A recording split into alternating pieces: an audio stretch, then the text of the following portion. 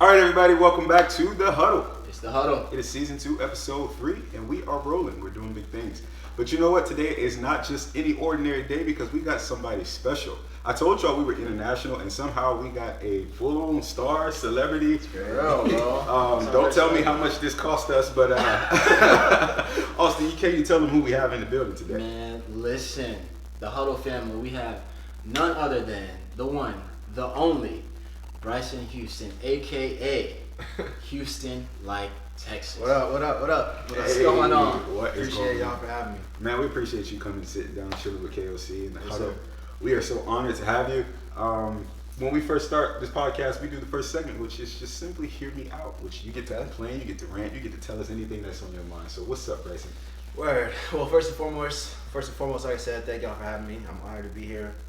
For the hear me out, what I want to say this time around is like, yo, support your homies, bro. Yes, that's facts. This is my thing. It's like, I feel like there's enough love and enough attention to go around. Yeah. Even though attention is the new currency. Ooh. But it's enough. Like, if I shine light on what y'all are doing, it don't take away from what I'm doing. You know what I'm saying? So absolutely. Like, just support your homies, bro. If you believe in what they're doing, if they're doing something, if they're, doing something that you don't support, you might want to suggest they do some other things. But if you believe in what they're doing, support your homies, bro. Yeah. It ain't enough love out here, brother. Yeah. That's how my hearing me out is feeling today. I rock with that. That's good. What you got? Speaking of support, I think we kind of had the same thing, so I'm gonna let you go first. What was you saying earlier? Oh, about the stimulus check? Yes. Oh, okay, so check me. Y'all listen? Okay. So, round 2 stimulus check. I need that. That's all I'm saying. I need it. Mm-hmm. I'm broke. Mm-hmm. I didn't get it last time. Mm-hmm. So here's what's happening. If I don't get it, I'm just not gonna get it. I got really, really nervous because I'm like, okay, well, there goes the show. Please. No, I agree with that wholeheartedly. I mean, a lot of people out there acting like they don't need the stimulus check, which is fine because if you don't, that means you can send it to me or somebody else. Must be nice, exactly. Life said it best. But I definitely want to know what's going on with the stimulus check. And outside of that, just for more serious reasons, there really are people who are deeply affected by this virus. I've been reading articles about people who have not gotten unemployment. I was one of those people. And then now we have this situation where kids aren't going back to school. There's a lot going on. So I mean, we joke, but I mean, I'm serious. Like, people really do need to know, as far as resources, what's available to kind of help families. And I've been kind of doing some research and seeing what we can do here at KOC. So I'm definitely working on something, and you'll see it. We're certainly not rich, but we do have some resources that we want to be able to give and be a blessing to other people. Right. But outside of that, I mean, this whole situation that we're in, COVID-19, we're definitely seeing mental cases coming to light. Some developing, some that we knew people had, such as, I'm going to be the one to say it, what is going on with Kanye West? Oh, jeez. Bro, I'm not gonna lie, bro. To me, I just think it's just like everything, there's a microscope on everything that's wrong with the man, and it's just amplified by the fact that who he is. Not saying he gets a pass or anything, but it's just like, if you took a person who was already unstable, Right. and then threw them in a toxic environment, Right. it's gonna be like extremes. It's Right. all gonna be extremes. I just think people, it's just like the internet don't take anything serious. No. And this man is literally crumbling in front of our eyes, and like nobody cares. Like, we were just laughing about it, you know what I'm saying? That's the thing that concerns me. It's just that, like, Kanye West is an interesting person. However, with something so serious and so detrimental, I think that it's important that we remember that he is a human being at the end of the day. And I think sometimes it's easy to forget that with celebrities because, people glorify their music or their fashion. He has fashion or whatever. But, like, I always see this, and I say this with every celebrity, who is in their camp and who are their real friends that truly care about them, because it's really unfortunate to watch. Yeah. That's wild, man. Yeah, I think that just with anything, the same thing. Like, if it was me going through that, I would need, like you said, real friends to balance the scale back to balance. But like, I'm also not a public figure. Yeah. It's just like so much things, just like 10 times worse than what it would be. But for someone, like you said, ironically enough, for someone who has a song called Real Friends, Right. it's tough, having to revisit and reevaluate who's there for you. But clearly, somebody around him is not telling him what he needs to hear. If that makes sense. Yeah.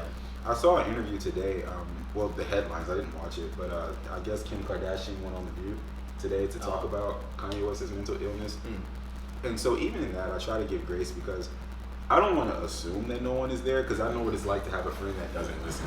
And you're trying to tell them, like, hey, you might want to, you know friends who just don't listen. Right. So I don't want to throw it all on them, but I do kind of wonder, like, at some point, where do we see the support of the friends? Because I looked at that campaign thing, and it was really concerning of the comments that he had. I don't know if you saw that. Yeah, I did see the clip. The Harriet Tubman stuff, and I thought, oh my God, this is. And the person filming was like, we're leaving. Harriet Tubman's a real one. Like she is. She I just said that. She is a real one. I think also like people, I don't think the general public speaks Kanye West. Like I think he speaks his own language. Yeah. Like if you listen to things he says, it's like he heard someone who had a good point say it, and they presented it in a way that was way more digestible. But he just took the part of it, was like, and he put it out in his language, and like, bro, what are you talking about, bro? Yeah. Like, you're wild. We definitely need like a message version. We need a translator. We need an amplified Kanye. Different translation. Yeah, facts. It's rough out here. I think that's something that comes along with just being a creator. Like, it seems to me that creators have a different language. Personally, everybody has like their own way that they speak, whether it's through music, whether through writing, or through whatever it is. If you're a creator, there's a certain way that you express yourself that a lot of people might not be able to decipher. Right. And I think it's going to tie into everything that we're saying, is going to tie into what we're going to talk about today, Right. which is simply that of cultivating creativity. Cultivating creativity. And it's a process. It's something that it doesn't happen overnight. We have a creator right here in front of our eyes. Oh yeah. And speaking of, just, I don't want to say not knowing where people are going, but you have some music out there that I enjoy, that I listen to on the regular in the gym, on my drives and things like that. And there are some questions I have for you, not because I don't understand, but for me, it's more on the end of how. Like it's like, how did you create something that speaks to my soul? You know what I'm saying? And I'm sure you probably wrote it from a different place than I'm feeling it. But I guess the first thing that I wanted to ask you is about your song, Nothing at All. Okay. So let me say this first. When I heard that song, well, I heard it when you first released it, but during this time with the racial stuff going on, I just found myself listening to your music again, and Nothing at All was one song that kind of just stuck with me.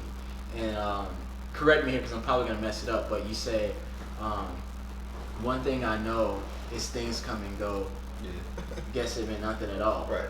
And like, when I was listening to that, I felt like that's how I felt. Yeah. Because I had these relationships that I thought were gonna last for a long time, but like, it's life, things come and go. And it's funny because, on the other end, they kind of moved on, and it just, it seemed like it didn't affect them like it affected me. And so when you said, guess it meant nothing at all, I was like, he really feels that. So I guess I just want to know, like, when you were writing that, what was going on in your mind? Well, I think that part of it, certain things, like, I'm not gonna lie, I get inspired by anything.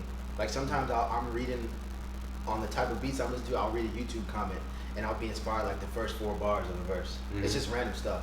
But when it comes to stuff like that, like, I realized recently that I'm a type of person that a lot of my happiness is invested in other people. Like, I just noticed that. Like, I get so happy when I find out I'm gonna see my friends or I'm gonna see my girlfriend. Yeah. But sometimes when I'm like just by myself, I don't feel happy. You know what I mean?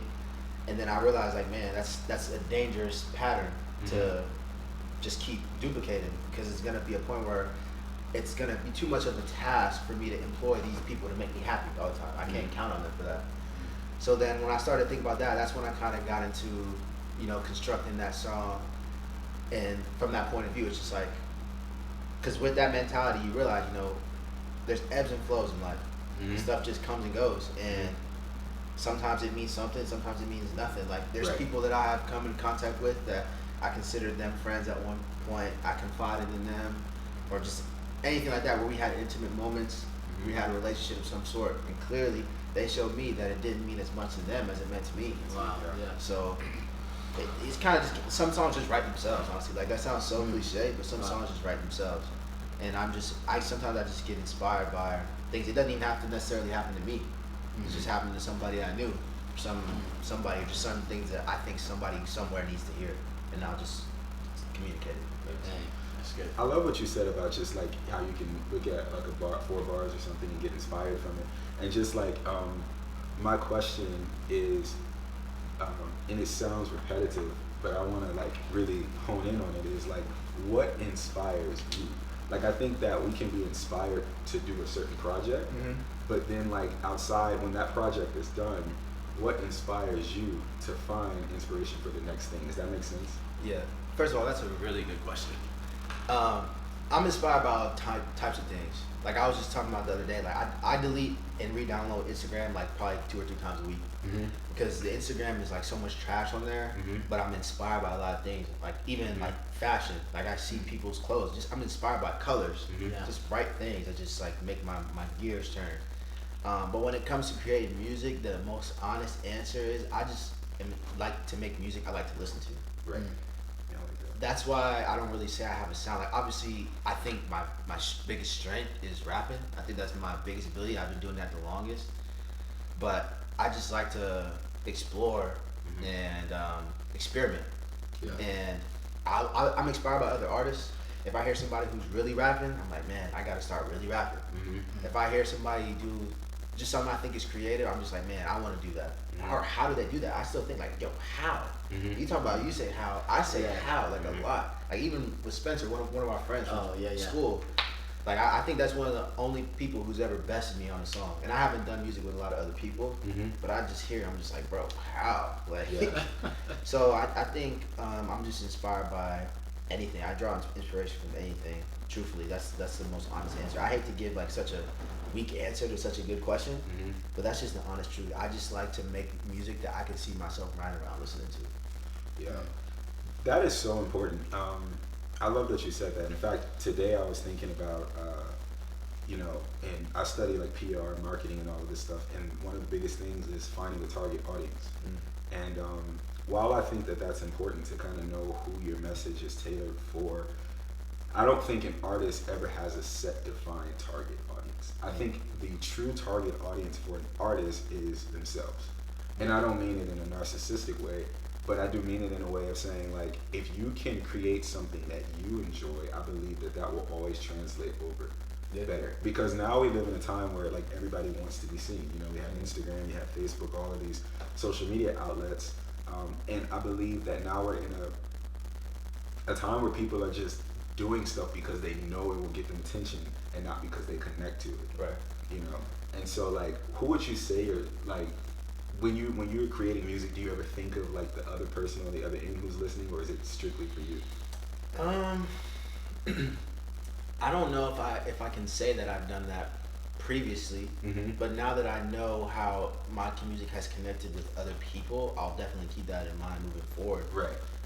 Because this last project I put out, I have been working on that for like 3 years. Like, so at the time it just started from, I just want to rap, and that evolved to, man, I've been saying I want to do this, so I now have to do it, and that evolved to, man, there's some quality stuff on here, let me like be for real with this. Right. But if I, you know what I'm saying, I don't really go into it with the intent of even people are gonna listen. Like, I'm just like, bro, this is just me getting off. I know people are gonna listen, but like, I'm not trying to get on with this. This is not my debut, like, or my demo. Right. You know what I mean? So, but I think now moving forward, like, I would have never imagined that something I made would connect with Austin like that, or whoever else, and is not telling me. I would have never imagined that. So I'll definitely be conscious of that moving forward. Yeah. I love that. So I kind of have a question for both of you guys.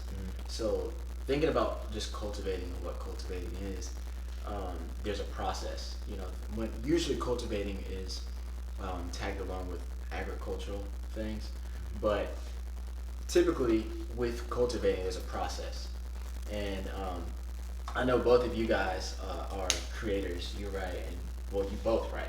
So what is it like? How many times do you delete something erase something, Oh go back, like, you know, because people look at what you do and some people think that you just sit down in one take and it just comes out and they're just in awe. But I know for creators, sometimes you struggle even putting stuff out because you want it to be at its best. So what is that process like for both of you? You go ahead. Alright, bro. So I'm not gonna lie, bro. I'll write something and then 2 days later I'm like, yo, this is trash, bro. Like, I look through my notes, I'm just like, bro, what was I thinking when I wrote that? Like, for real. Like, what was I thinking? This is trash. And I can honestly say the best bars or songs I've ever written never came from me being like, I need to sit down and write this. Like, it just came while I was doing a task or I was just doing something or it just came in my head. Like, so to answer your question in the short form, bro, it's frequent. Like, so when I was sequencing for Steve's Notes, when I was trying to put the sequence in, I had like the numbers, the songs that I wanted for sure on there, and then I had the maybes, and then I had like the definitely knows, because I had probably like 30, 40 songs written that I had to, or halfway written, that I had to decide whether I want to toss it or go through with it. And that process kind of made me realize, like, man, I put effort into writing the song, and it's just not quality. Like, there should be no throwaways, there should be no fillers. Yeah. You know what I mean? So, to answer your question, bro, a lot. Like, I'm sure all creators go through that, especially writers go through that process. Yeah, there's oh my god, that does happen a lot. I mean, I did it in the middle of rehearsing the last thing. I was like, hold on, y'all, I'm gonna actually change this entire scene, and then I'm gonna get back with you tomorrow. And the reason why is, I think as you grow, your work does.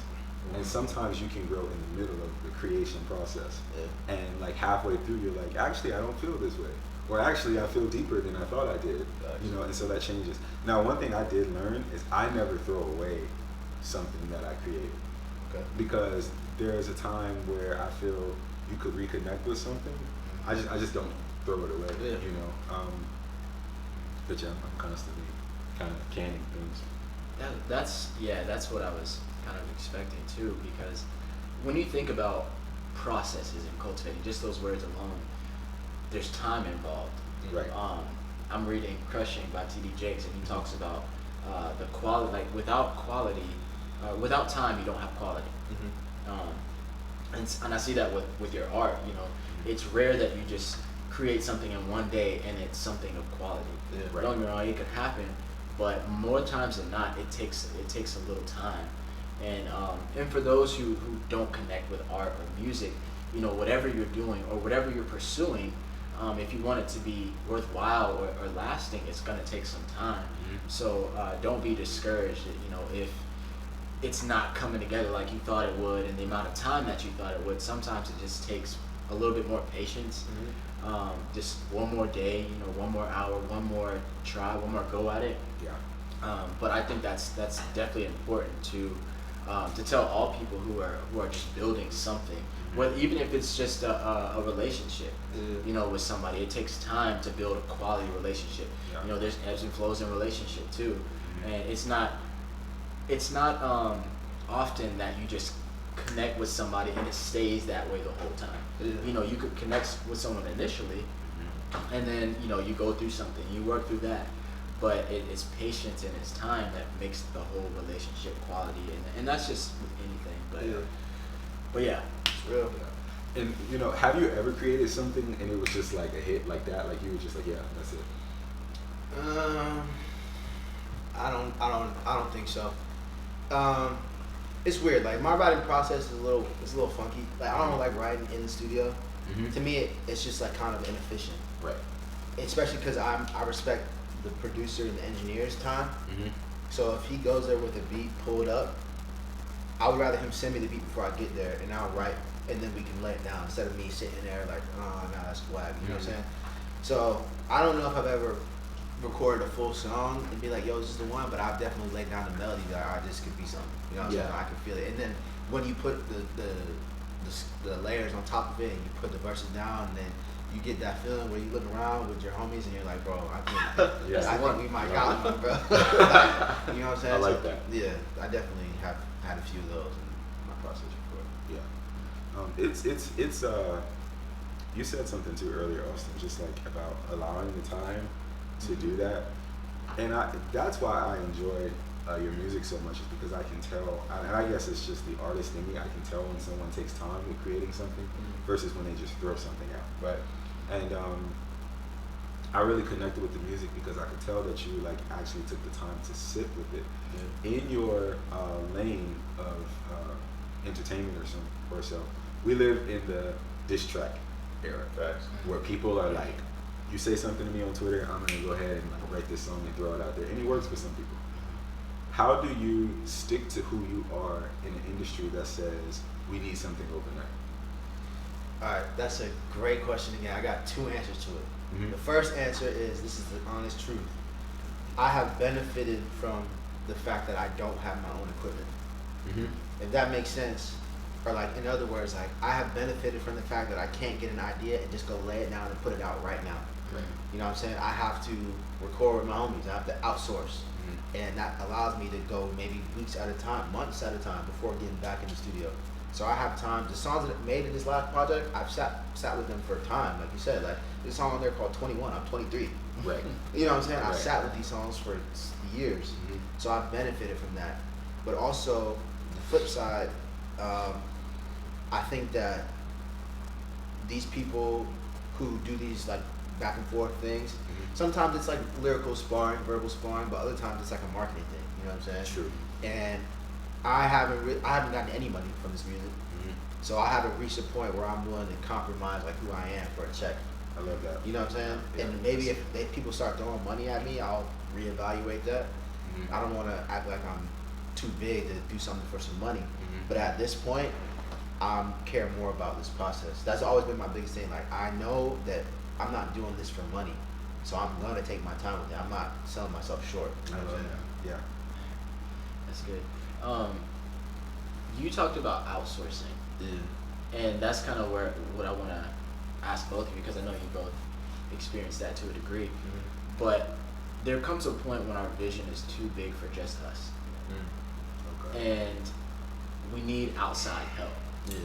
But there's also, you know, on the other end, people can't see our vision like we see our vision. What is it like, almost, because it's like you have this baby, right? And you have to like trust somebody with your baby. You have to trust them with what you see in your head. What is it like inviting help in? Because you know you need help. You can't do everything on your own. Like, so for you have to have people produce your stuff, and then you have to have people actually act out what you write down. Right. So what is that like, inviting help in? I would say, like you said, it's like your child. It's like dropping your kid off at daycare. Like I don't have kids, but I would imagine that that's how that feels. And like you said, as a creative, I'm sure you can relate to this. LA, like if you integrate elements of your life into your work, you don't want people to play with that. You know what I'm saying? Yeah. It's like they need to trust you, because at the end of the day, it's not about resumes. It's just like, bro, I made this, so I need you to trust me and just trust that I can do this. Because if people, let's just say I've been in positions where it's just like, if we're comparing certain things, I got a little bit more under my belt, and I don't know nobody who wrote a screenplay personally. So I would imagine that reality is the same for you. I think you got some things under your belt that everybody don't have. You know what I'm saying? Yeah. So it's just like, bro, I just need you to trust me, and at the end of this, we're gonna all come through and be happy that we did what we did. You know what I'm saying? Yeah. It is definitely, you said something that is so important, trust. And it takes trust on both ends. Right. It takes trust for the creator, and it takes trust for the person who's receiving the creation or helping deliver the creation. That is probably one of the, okay, I remember when we first did Assistantly, I was so nervous that day.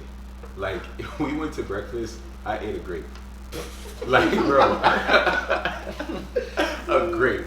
And I chewed it for like 15 minutes because I was so nervous. And it wasn't so much of like being in front of people or I mean, I wasn't in it, but it wasn't so much of like being in front of people. It was just, and it's funny you should ask this, because you stage managed. When you're creating something that no one sees or no one fully, I don't feel like people will ever fully grasp what you're creating until it's created. Yeah. You know what I'm saying? Like for a song, you can kind of tell an engineer, you can kind of tell a producer, like this is what I'm looking for, but they'll never really see what you see until it's done. Right. So for me, it was definitely hard, and it definitely takes trust because we can't do visions by ourselves. I mean, if you can do it by yourself, you're probably not dreaming big enough. Right. Or I can tell you you're not. But it's scary. I remember the feeling of leaving backstage when you guys were back there stage managing, and I had to go in the booth. I thought, did I tell them enough? Did I give enough information? And all you can do is kind of sit there and see how it plays out. Mm-hmm. Especially in a position where like you're the only veteran who's done it for years and no one else has. You're just like, okay, well, I hope they got it. I hope I showed them enough. And it's just a trust thing, really. Yeah. It's a trust thing. That's a big part of it. It's like you said, like if you built something since it was nothing, like from the ground up, like you're gonna want it to be executed the way that you had vision. Yeah. The whole time. And like one of my biggest things that I did on this project, I promised myself that I'm not gonna settle. Because in the past I have settled just because it's convenient. Or I didn't want to say something. You know what I'm saying? It's like, bro, we're not doing that this time around. You know what I'm saying? Yeah. Because at the end of the day, somebody might hear it and like it. Like I heard artists talk about it. Their songs are being played, but they know that there's a part in there that they're supposed to go back and fix. And every time they hear it, it's like it's under their skin. You know what I'm saying? I know exactly. So it's too much time and effort put forward to settle. You know what I mean? What do you think pushes an artist or creator to get to that point where they decide that they're not settling? I think being dissatisfied with the finished product. Yeah. I think that's one of the things. It's like a trial and error thing for me. So my first project I ever put out was on my 19th birthday. It was my freshman year of college, and one of the things where I tweeted one day, I'm about to make an album, and people were like, Kiki, like, all right, whatever. Yeah. So I did it, and I was just like, yo, listen back on it now. We did the best we could with what we had. Right. But like, it's just like trial and error. Like I know things. I'm like, man, I could have done this better. I could have done that better. And the next project I released was with one of my friends. We released like a 6-song EP. Put that out. Same thing. Like, all right, let's touch this up for the next time. Touch this up for the next time. So I just get to some people. I don't think ever get to that point. Yeah. Where I don't think some people care. They're not as involved in the process as much. But I think with me, it was just like, man, I seen some areas where I dropped the ball. Yeah. And it's really it starts with just me enjoying music. I don't want to hear music that's whack. I don't care whose it is. Yeah. I don't care if it's mine. I want to hear music that's good. You know what I'm saying? So that's kind of where I get to that point. That's true. Whack has become one of my favorite words in the process of creating. I am quick to yell that out in rehearsal. Like, no, that's going to be whack. Whack. That's going to be whack. Well, because you're basically betraying yourself when you don't do your best. Right. And who wants to do that? Especially if you're in a position where people are like paying for a product, you want to make sure that it is something of quality. Actually, when we first started this podcast, it took years to start the podcast. Like I knew I wanted to start one when I was under the first name. Got away from it, started doing some projects, and then I remember Austin hit me up and was like, yo, we need to like jump on this. So we did. I knew that where we started, we couldn't stay. Cause like where we started was just like one mic and it's just laying on the table, and I'm like, yo, I want to like, let's go all in. Let's go all in. Like let's bring quality to this thing. Let's not half do it. And I think when you get to that point, that's when you know you're like ready. Yeah. You know what I'm saying? That's when I believe you're an artist. Yeah. So do you think that ties into confidence? Like what it seems like is once you take the first step, you slowly get more and more confident until you hit a point where, like you were saying, you don't shake on certain things. Because I think sometimes people compromise in the early stages because they're not fully confident in themselves. Yeah, that's real. I think it's both. I think it means that you're confident, but I think it improves your confidence too. I see that. It improves your confidence. You definitely, it does, mean that you're confident, because I think if you're not confident, you can't really communicate what you're looking for. Like if I'm not confident, I can't sit at a table reading and I'm like, this is what the story looks like, and this is, I can't handle business like that. But it improves my confidence. Here's something I learned. people can be mad at you in the process of creating. Like they can be like, oh my God, he gets on my nerve. Why does he keep like telling us to do this or telling us, oh, he's so bossy, blah, blah, blah. At the end of it though, I've never had someone at the end of a creation process feel bad and tell me like that was whack. Yeah. And I don't mean that to sound humble. I mean, I don't mean that to sound arrogant. Yeah. I'm saying like I've never had a person who I was like hard on, and I don't think I'm too hard, but I think, you know, I'm definitely tough in particular. I've never had a person after that experience feel bad. Yeah. Like sometimes people want you to be nicer, but like you as a creator, and I know you can say this with working with producers and stuff, it's like, no, you would want me to be mad here than for you to be embarrassed when this comes out. After the fact. Yeah. Because your name is on this, right? So you don't want to drive around forever with trash. Yeah. You know.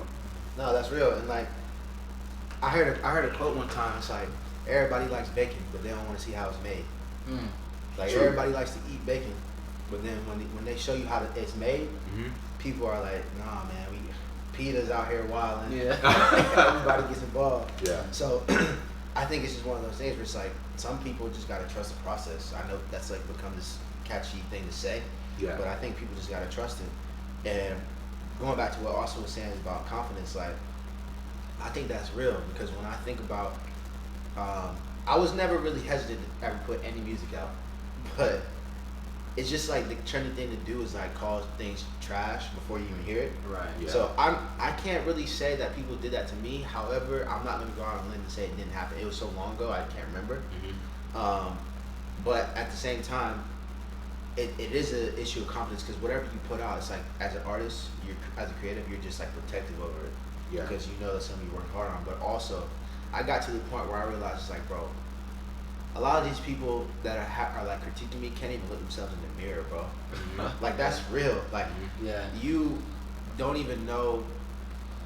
You can't even like get out your room and like know what you want to wear. Yeah. So at the end of the day, like I'm confident in that. You know what I'm saying? I do okay with dealing with the fact that people are gonna have opinions regardless, but everybody's opinion is not qualified. You know what I mean? Yeah, that's true. And so when you're creating this, let's say, you know, we see it as work, starting off and you're not like rolling in dough or whatever. What makes you go back? Like, can you truly say that you have fun? Like, Facts. I be in there turned up, bro. yeah. Like, when I hear something that's hard, or like I just, bro, really, I think it's just like we all grow up. Music is a part of life. Yeah. Right? I don't know your musical background, LA, but I remember a long time ago we were having a conversation in this living room. We were talking about, you know, Love, Keisha Cole, the song. Oh yeah. And you mentioned the bass line. Yeah. And the average person don't even understand the bass line of the songs. You know what I'm saying? Yeah. So that tells me somehow, some way you're musically inclined. I never forgot that. And I've been knowing Austin, so I know he's musically inclined. You know what I'm saying? But like music is a part of everybody's life. Yes. And music, I love music so much. Like it's gotten me through so many down, dark days. Yes. I don't know where I would be without it. So that's what keeps me going. I just love to make music, bro. I love to listen to music.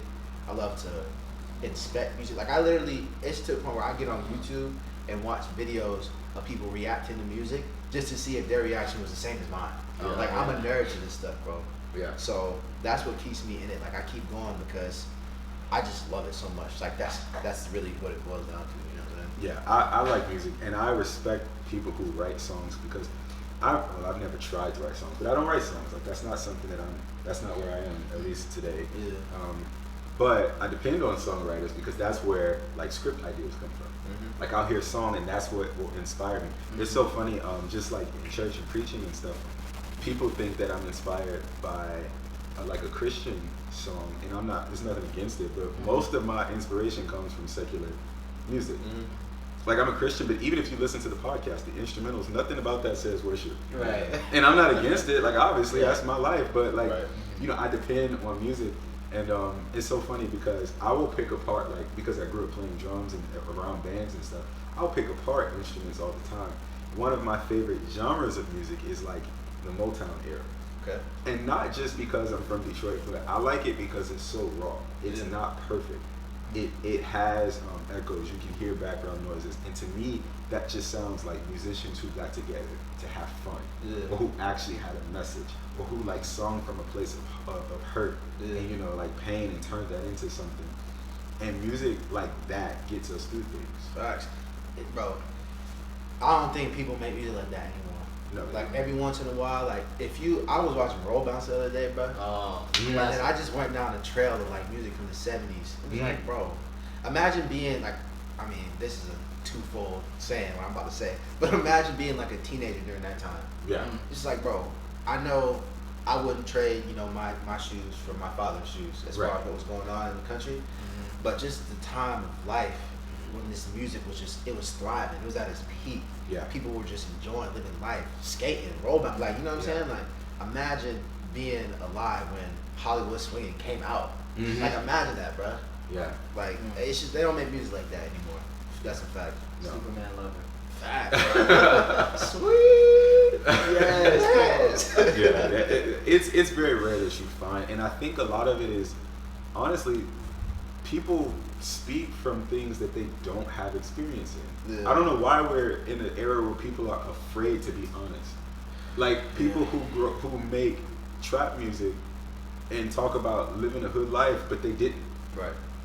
And it's stupid because I've grown up and saw the hood. Yeah. Like, and ain't nobody happy to live like that. Right. Like we trying to get out. Yeah. And when you get out, you happy. Right. And people who rap about it talk about their experiences, but I never understood people who didn't have experience in circumstances like that talking about it. Like that was the dumb thing. I'm like, you don't even know what you're saying. No, that's real. I think it's just like anything else. Well, two things. I think one, you know, that sells, violence sells. Yeah. This drug talk sells, but also two, these people just want to be included. They never been a part of nothing in their life. Some of these people, and they just want to be down essentially. That's really what it's about. But I heard Lil Durk say one time, like, he's obviously from Chicago. Murder rate in Chicago is crazy. Yeah. He said anybody who is trying to talk about how much they want to be in the hood has never been there. So true. Because once you leave, you're not going back. Right. So it's just one of these things where, you know, the culture just gets exploited by individuals who don't have an investment other than monetary investment in the culture. So they just do what they think makes sense. You know what I'm saying? Yeah. And I think it's important to highlight too that you can appreciate something without trying to replicate it. Facts. Because more than likely, the most beautiful things that we appreciate, they went through a lot of stuff to get there. You know, some of the music, man, that touches our souls, somebody went through a bunch of pain to write. Facts. And so, like, because you appreciate it so much, sometimes we try to replicate it, and we don't know what it took for them to get there. Bro, that's real. And, I think that's something that I've had to learn, because, I mean, I appreciate all types of music, and I'm like, there's something about some songs that I just can't understand how they got there. So I'll try to even just think about writing like they wrote, and it just doesn't happen. Because there's something that they went through that, like, birthed whatever I'm, like, rocking with, so. That's so real, bro. I think also people who hear a song and want to start gangbanging, they have, like, a false sense of reality. You know what I'm saying? Like, Nipsey Hussle is one of my favorite rappers. Obviously, he's gang affiliated. I never once finished listening to him and wanted to start picking up gang banging. You know what I'm saying? No. Like, that was never a thing for me, because I realized what comes with that. Yeah. And like you said, I don't have to be in that life to appreciate what these people went through. Yeah. You know what I'm saying? And like when you talk about writing from experiences, there's a line in the song where he says, "Police hit the lights, that's a car chase. Looking back at my life, make my heart race." And I'm just like, bro, like when he's writing that, what he sweat dripping, like what's going through his mind? You know what I'm saying? Yeah. You know what I'm saying? This is what inspires that. Just to piggyback off what you said. Yeah. I think the thing is just everybody wants to hit until it's time to live one.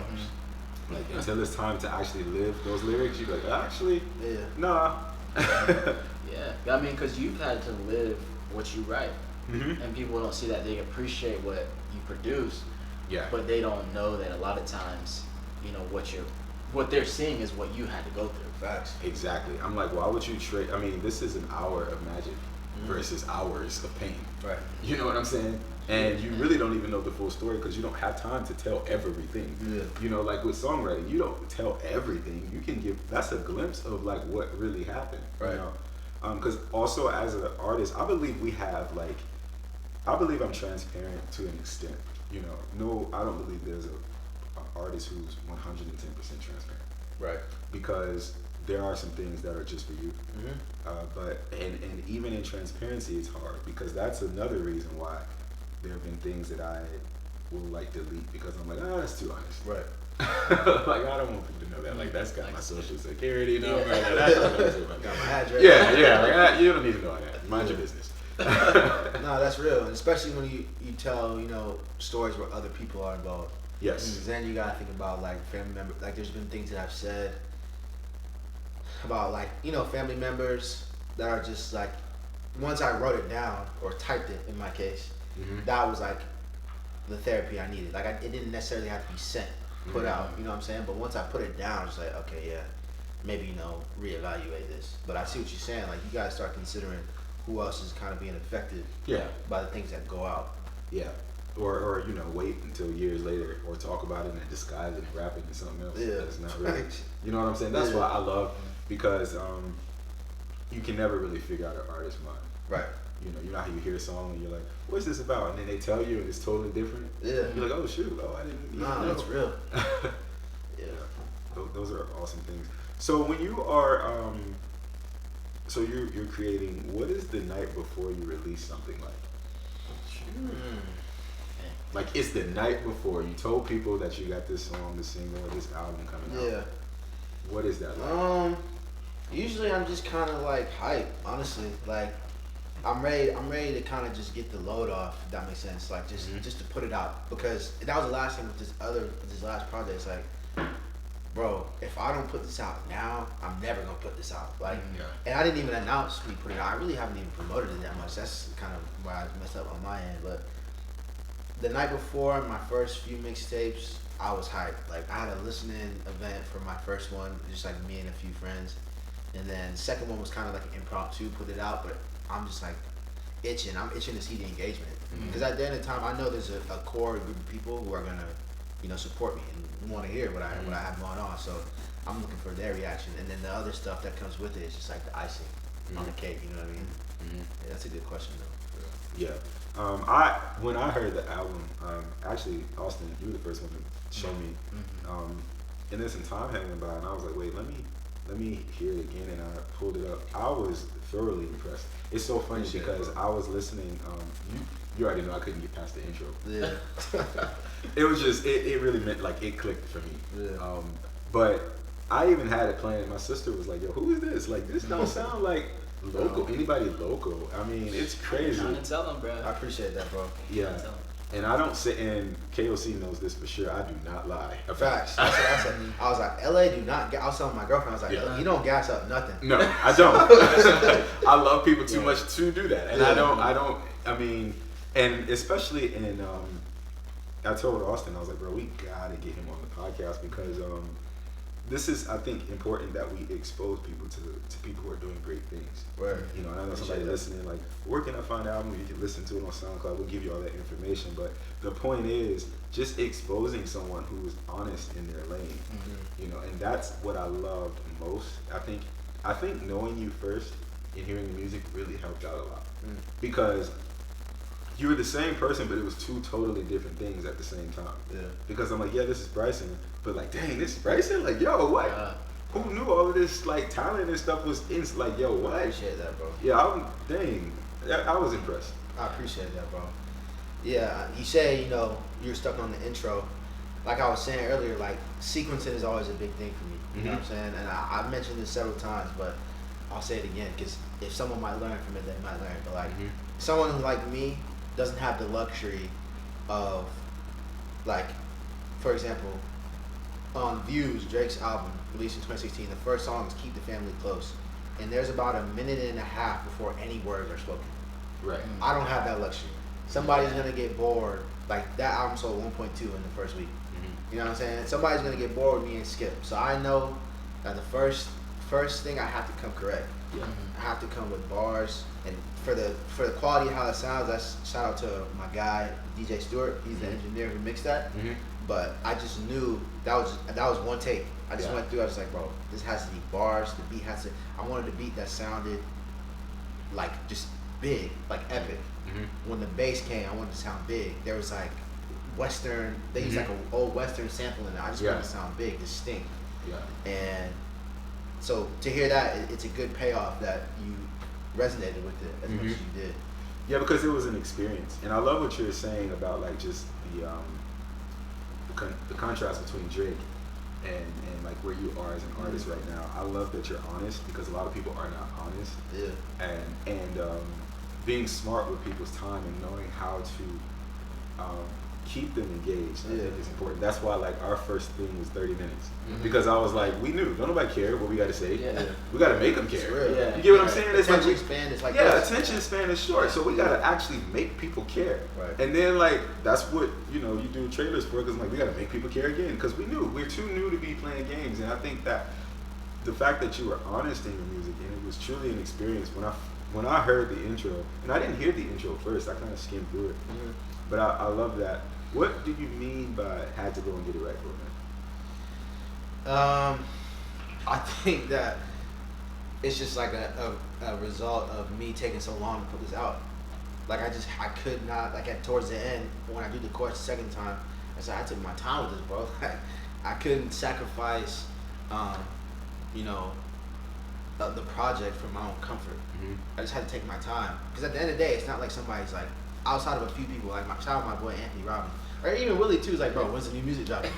Like, it's not a big population of people like, yo, when's your new music dropping, bro? Like, what's up? Like, you know what I'm saying? So I just knew that I had to take my time. I had to get it right. Like, I had to experiment with different vocal chains, and I had to experiment with different cadences, different voice inflections, different things that go into the process that I don't think the general public, if you're an artist who's ever recorded music, you probably know, but the general public, I don't even think they know what a vocal chain is. I don't think they know what a chord progression is. That's why when you said that bass line thing, that stuck out to me, because most people think the bass, they think 808. Yeah, no. You know what I'm saying? Like, they don't understand that difference. So I just have to be like, yo, this is gonna be quality no matter what, and I just have to cross my teeth and dot my eyes, essentially. You know what I mean? That is good. I'm sitting here because when I heard that, I took it personal. Like, just it related to me, especially in the time of quarantine.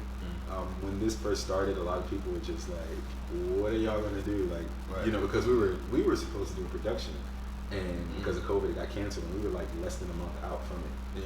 And it was like an expectation for us to like quickly stream it online, or quickly do something, and I was like, you don't take art and just rush it into no, like, just because of a date or something. Right? No, we'll just wait. You gotta sit on that. Facts. I would rather wait than to put together something whack super fast. And when I heard that, I loved it, because not too many people take time to go and get it right. Yeah, that's real. Like, they do it, but it's not right. Like, and luckily, I'm fortunate enough to where this isn't connected to my livelihood, so I don't have to sacrifice or compromise, to eat. So I can just strictly do this because I love to do it, and that's a factor as well. Like, now I'm gonna take my time. I'm gonna just bare my soul on this, essentially. You know what I'm saying? Like, we out. Like, you know what I'm saying? So yeah, that is a pretty wise choice. It's funny because you hear artists say this stuff later in life. You hear. I was watching an interview, and actually Lisa Ray, she was on the Breakfast Club. Okay. And actress and Players Club, and she said something. She said, now I don't take projects unless I am truly interested in them, and it's something that I know I can have fun, or I believe in the storyline. Just at that age, and I thought that was wise. But it goes to show, like, in the beginning, you have to do what you have to do, and then you get to choose to do what you want to do. Right. And I think that takes wisdom. But then there's some people who are fortunate to start off doing what's true to them, and I think that power comes from when you are the creator. Yeah. You know what I'm saying? When the control and the creative process is in your hands, you get to be honest from the start. Right. I mean, in our lifetime, we've seen a shift of how this whole process even takes place. Like, there's no more shopping around a single to your local radio station. Like, that's done. That's over with. Yeah. In one of my boys' bedroom, we created this whole tape. It's not about. I mean, obviously, how many people it touches is influenced by the machine that is the label. Yeah. But as far as putting it into the world, anybody can create something. You know what I'm saying? And all it takes is one spark or one person with power to be like, yo, who is this? Yeah. So we've seen, it goes back to what Lisa Ray was saying, like, even though she's an actress and the movie scene is different, look at how much we've seen independent films grow in the past 10 years. You know what I'm saying? Like, indie films have created, or even, I know Get Out was not an indie film, but it was funded by one man. You know what I'm saying? And that, I'm pretty sure that won an Oscar. Yeah. So we're seeing a shift, and this is all taking place in front of our eyes. So it's just like it's nothing is the same, and nothing's off limits. Anybody can get it. Anybody can do something. You know what I mean? I mean, now especially it's free game. We're all stuck in the house, so I'm waiting to see like what comes out of this. Yeah, there should be. Well, you're gonna see who the real creators are though, because you have. What do they say? Oh man, I forgot. I got nothing but time and energies. I can't remember if it comes back to me. I'll say it. But like, all we have is time right now. Yeah. Right. Time, energy, space to do whatever. Like, I'm gonna be real with y'all. I picked up a guitar, bro. See? I'm like, he's over there like, That's right, bro. You take but listen, We got Life Jennings on there. listen, like, I'm trying, because I love music so much, I'm trying to teach myself some things. Obviously, I know I'm not gonna be, some great guitarist or Nah, anything about like that. that. You never know. Right. You never know, but I would like, because there's something in all of us, I think, that is designed to create something.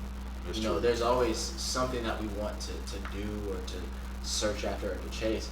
And so for me, even if it's my own, sometimes there's a certain sound that you have in your head that nobody's put out yet. Yeah. And you just want to play with it until like you create whatever's in your head. Yeah. So that's kind of what led me to that. But now's the time to do all that stuff, like you were saying.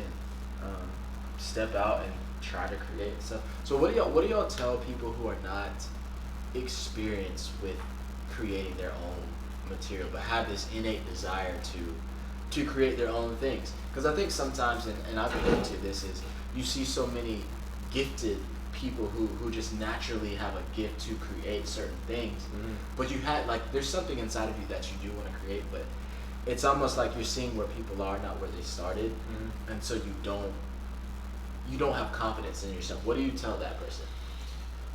Well, if they're talking about making music, I would say just literally you can get in music, and if you have the access to a mic or if you're on your phone, like I have hundreds of voice memos in my phone of just melodies. Just put something out, not out, but like lay something down, write something down, put something down, and then just curate it, like develop it. You know what I'm saying? Because at the end of the day, like there's not even barely music genres anymore. Just do what you want to do, and then don't worry about what you're gonna be labeled. Don't worry about what box you're gonna be put in. Just do what feels right and play around with stuff. Just get on the mic and just say random things, say random melodies. You know what I'm saying? That's what I would say from a music aspect. You know what I mean? Yeah, I definitely agree with that. I would also suggest, like, this is something that people don't want to do, but get up under someone or like serve someone. So like what you said, there's a lot of gifted people who don't like use their talent. That is probably one of the biggest reasons that I started KOC. Is because I knew and I could see the potential in so many people, but it seemed like everybody was scared to take the jump. So I was like, okay, bump it, I'll take the jump because I ain't scared. And like y'all can come with me. And like the whole purpose is, like I know there's people who want to act or want to do certain things that would never step into an audition.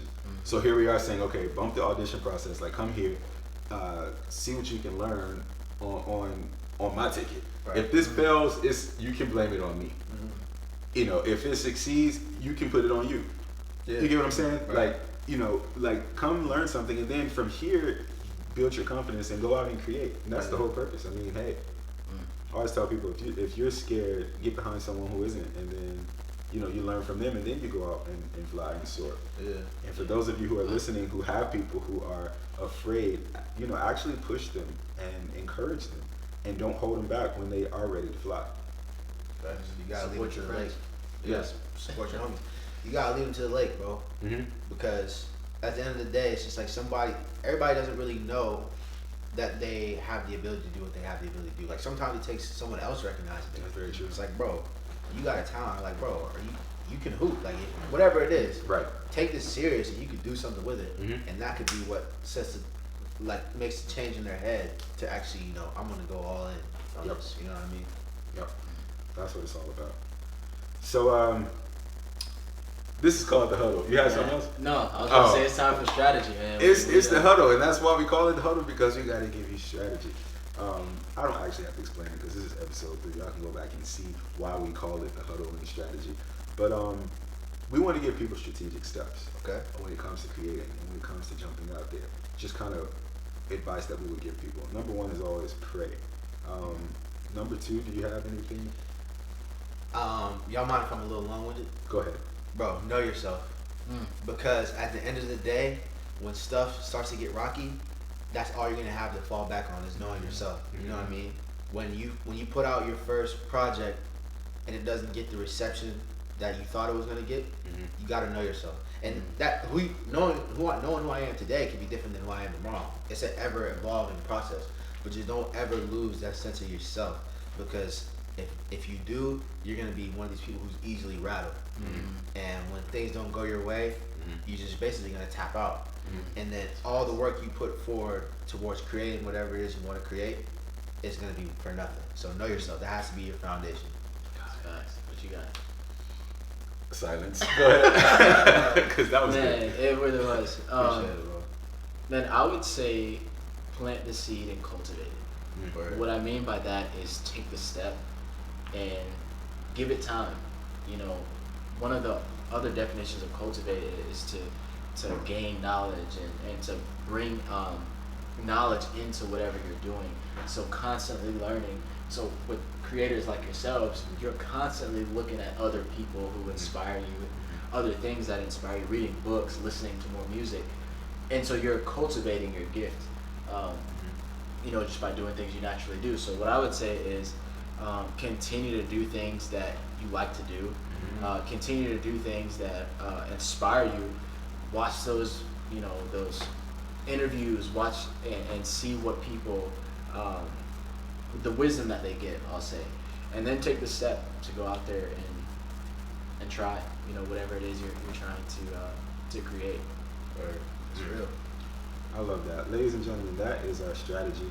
Before we go, though, I definitely do have a message or something that I just really want to say. First of all, thank you for coming on, because I'm truly inspired and I learn a lot. And the whole purpose of this podcast is to really expose people to those who are a genius at their craft and someone who we learn a lot from.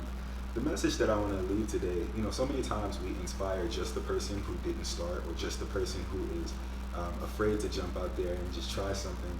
But today, like whether you're listening on Apple or SoundCloud or watching on YouTube, I want to inspire the person who is out there creating. And with COVID-19, we know it was unexpected. We know we hit a brick wall. We can learn a valuable lesson from Bryson. When I heard the intro, I had to go and get it right. I think that it is important for us to allow ourselves the time that it takes to go and get something right.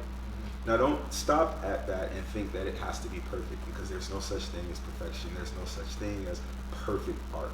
I think that the best that we can do with art is make it honest. But don't be afraid to go and get it right. I know we live in this era where people are demanding, and you can feel like you have to succumb to the pressure of putting something online or putting a message out, because now is the time to kind of grow your platform. Let me tell you something. If you're going to grow and if you're going to be successful, it's going to happen, period.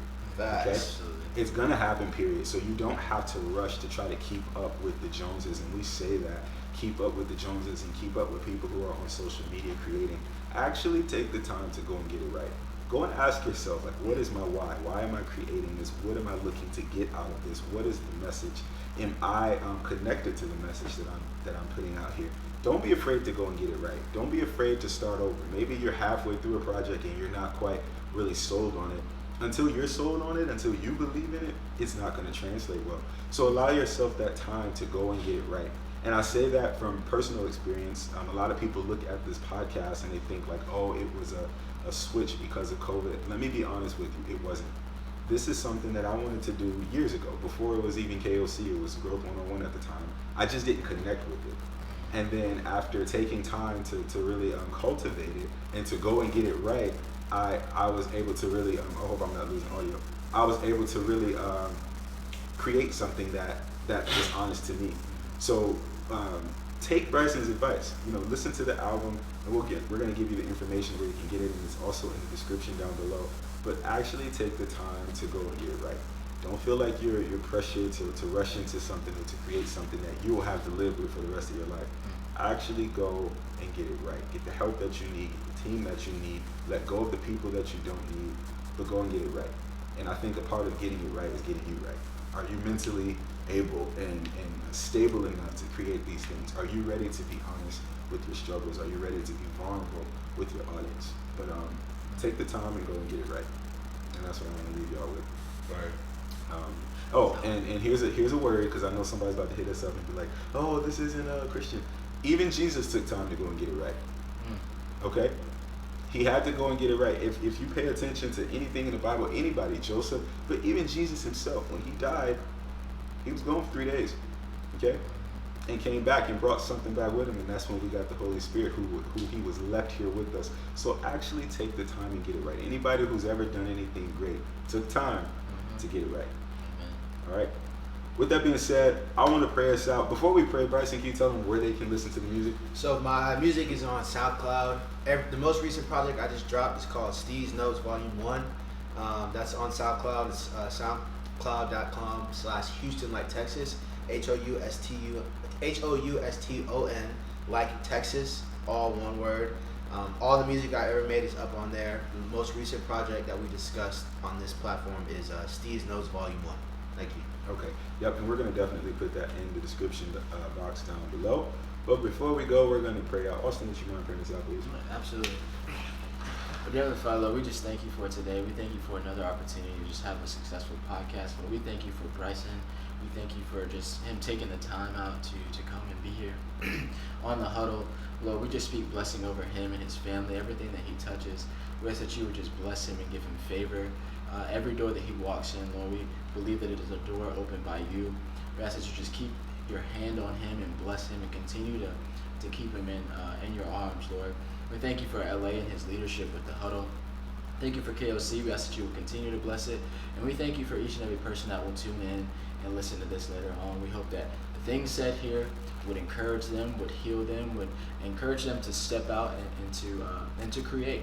And Lord, we just ask all these things in Jesus' name. Amen. All right, y'all. Peace out. We'll see you next week.